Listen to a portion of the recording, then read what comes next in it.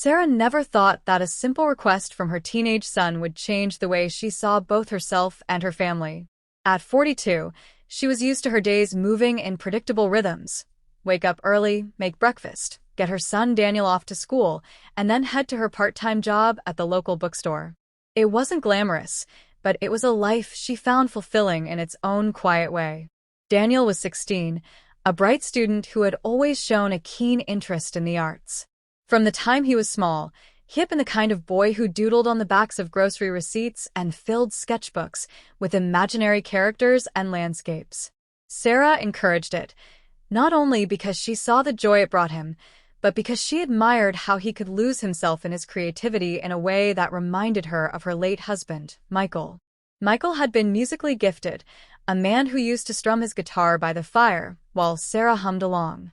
It had been almost 10 years since he passed, and though the pain never fully left her, she found comfort in little reminders of him, especially when she saw Daniel absorbed in his art.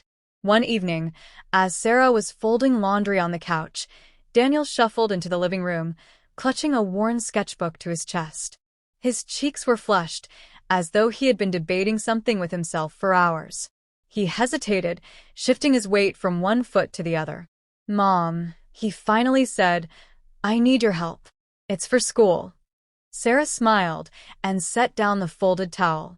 "Of course. What do you need help with?" Math. "History essay?" Daniel shook his head. No. "It's for my art class. We have to do a portrait, something personal, something that means a lot to us." He glanced down, then back at her with a nervous smile. "I want to draw you." The words hit her unexpectedly, and for a moment, she just stared at him. She laughed softly. "Me? Daniel, you see me every day. Don't you want to pick something more? I don't know, exciting." But Daniel shook his head firmly. "You don't understand. They said it has to mean something. And you mean something. You're the strongest person I know. You've been there for me since Dad died. You've worked so hard to keep us going. I want to show that in my project." Sarah felt a lump rise in her throat. She hadn't thought of herself as strong, just as someone doing what needed to be done. But hearing those words from her son made her eyes sting. She nodded, trying to blink back tears. "Okay, Daniel. I'll do it. What do I have to do?" He grinned with relief. "Just sit for me. Be patient. And don't laugh if it looks weird at first." The next afternoon, after her shift at the bookstore, Sarah returned home to find Daniel had already set up the living room. A chair was placed by the window where the sunlight streamed in, casting a soft glow across the room. His sketchpad and pencils were arranged neatly on the coffee table. "Sit here, Mom," he instructed, motioning toward the chair. She did as told, smoothing her blouse nervously. She felt oddly self-conscious, but also touched by the effort Daniel had gone to. "How long will this take?" she asked. "As long as it takes," he replied, already sketching the first faint outlines. His brows furrowed with concentration, and Sarah stayed still, watching her son transform into a focused artist right before her eyes. At first, she tried to keep quiet, but soon the silence made her restless. She began to reminisce aloud, telling Daniel stories about her childhood, about how she used to love drawing too until she got older and thought she wasn't any good at it. Daniel listened while sketching, nodding occasionally, but never losing his rhythm. Hours passed, and what began as simple outlines slowly grew into something more detailed. Sarah could see glimpses of herself emerging on the paper, but with a softness she hadn't noticed in her own reflection for years. As the days went by, this routine became their ritual. Every evening after dinner, Sarah would sit in the chair while Daniel drew. Sometimes they talked about school and life.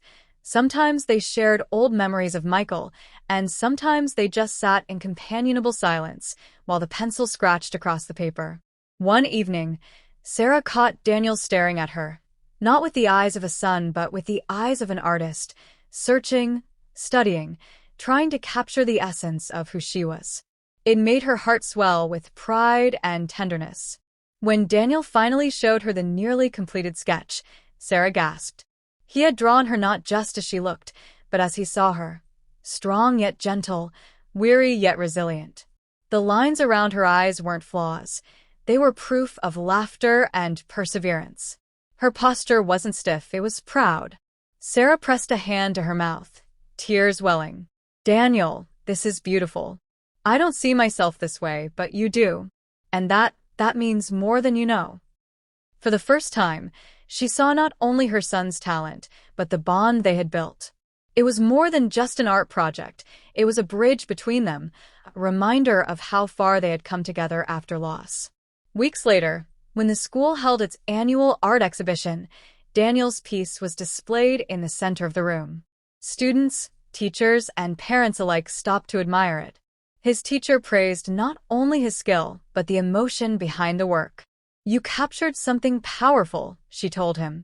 Sarah stood beside her son, her heart swelling with pride as people complimented his drawing.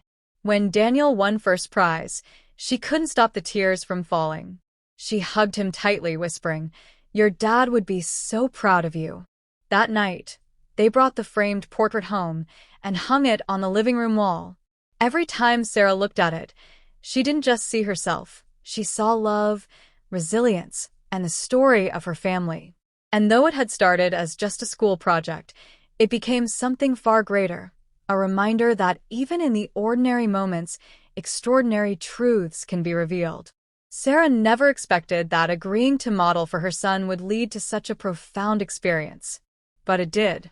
And she knew, deep in her heart, that sometimes the simplest choices can leave the biggest mark.